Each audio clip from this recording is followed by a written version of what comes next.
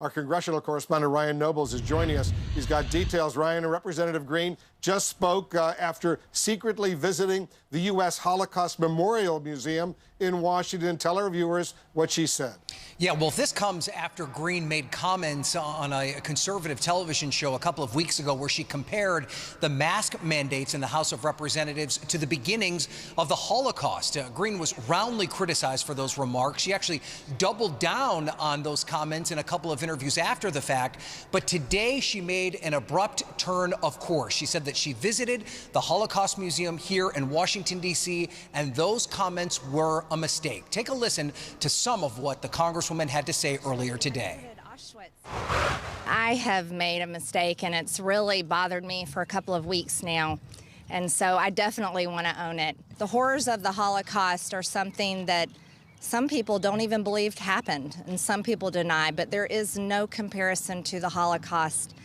And there are words that I have said and remarks that I've made that I know are offensive, and for that I want to apologize. Anti-Semitism is true hate, and I saw that today at the Holocaust Museum, and I think it's something that we should all remember and never forget.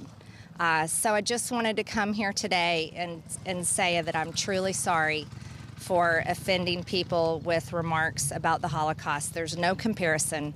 There never, ever will be. Now, to say this was a surprise is an understatement.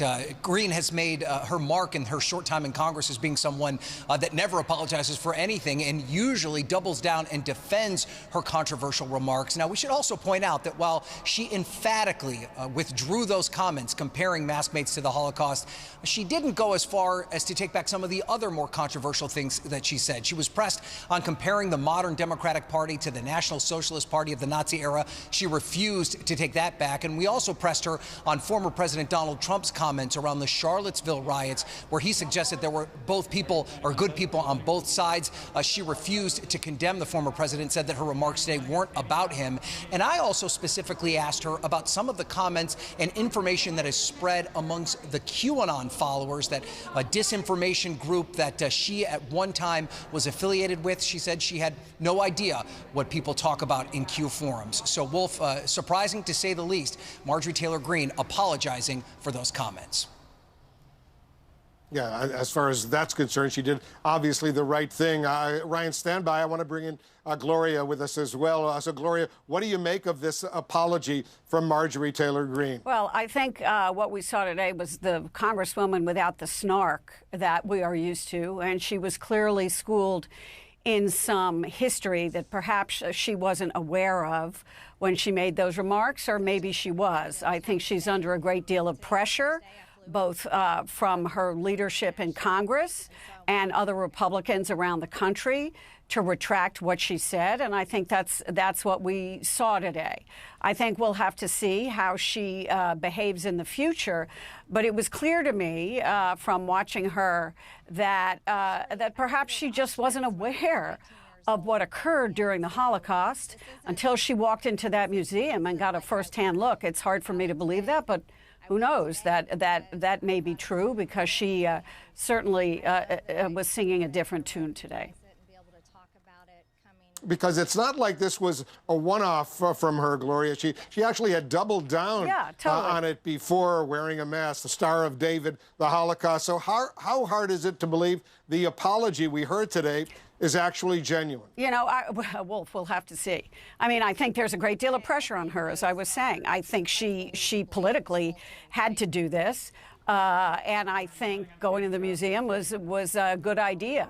But we'll just have to see how long-lasting this is, and whether she gets others to follow her and say, you know, if we agreed with Marjorie Taylor Greene in those ridiculous comparisons, then maybe we too ought to take back our words.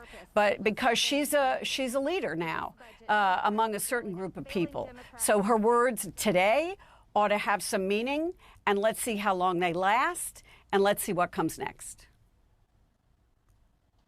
Ryan, has there been any reaction so far up on Capitol Hill where you are?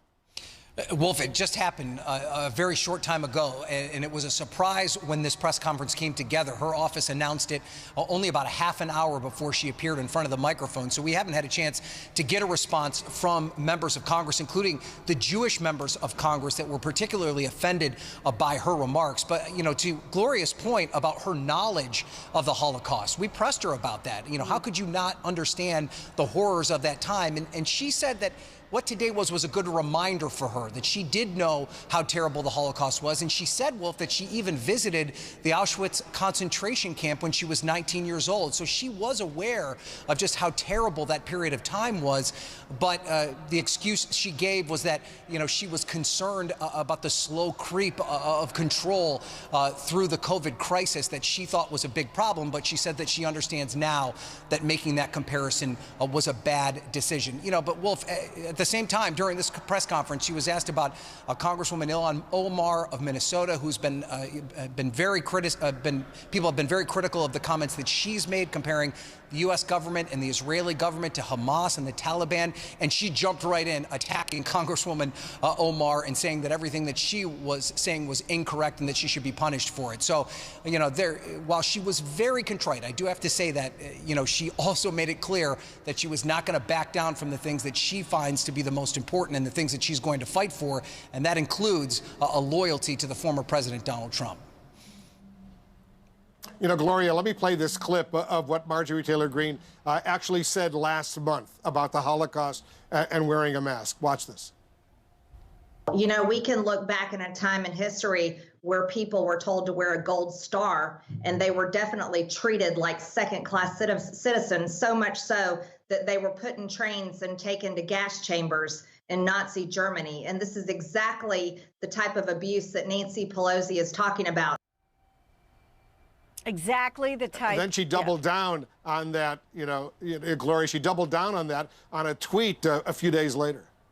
Yes, she did. I mean, you know, exactly the type of abuse that Nancy Pelosi is talking about. Vaccine passports and mask mandates create discrimination. I mean, you know, it was ridiculous and absurd, and everybody told her this, Wolf, and I think she was putting her political career in Washington in some jeopardy. I mean, leaders were backing away from her, saying her words weren't their words.